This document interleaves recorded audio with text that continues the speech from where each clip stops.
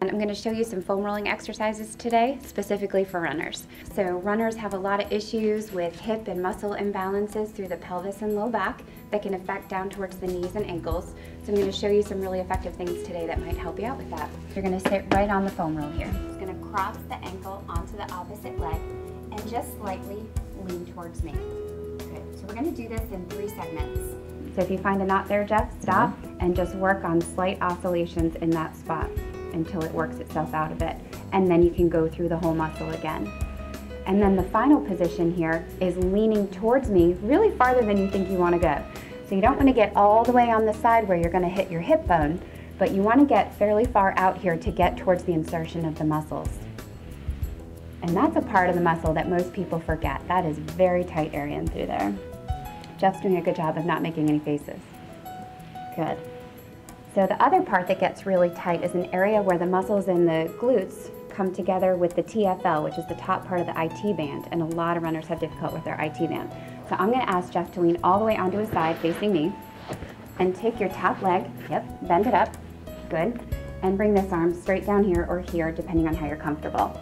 So he's going to roll the area in between the top of his hip and the bone on the outside of his hip here. That's going to get the most of your TFL there.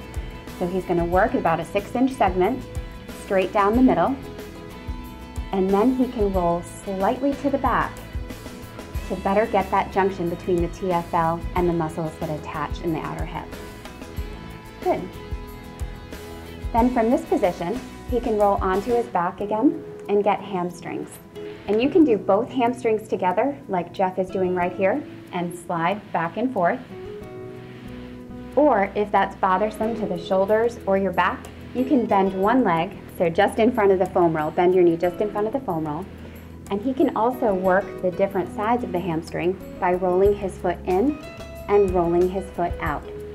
That way you get the junctions with the surrounding muscles.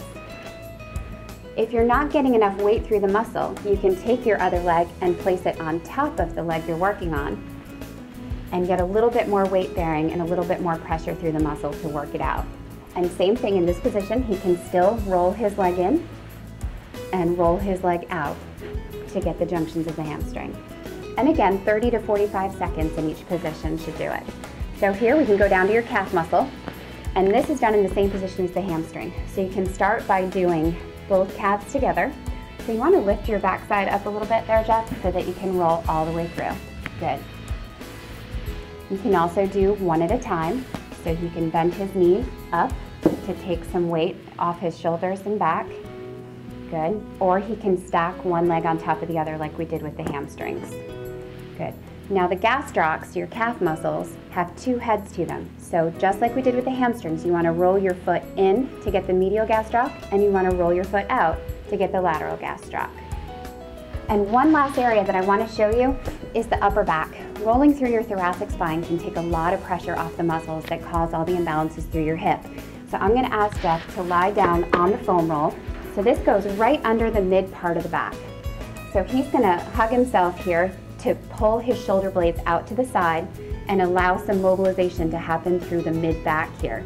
So you don't want to roll into the lower part of your back where you have some curvature, and you don't want to go into your neck, but you can go from about mid back all the way to where your neck starts. And to get a little bit more mobilization, as he comes up, he can let his shoulders hang down just gently, and keeping the core muscles tight so that you don't strain through the low back. Good. Perfect. And that's foam rolling for runners.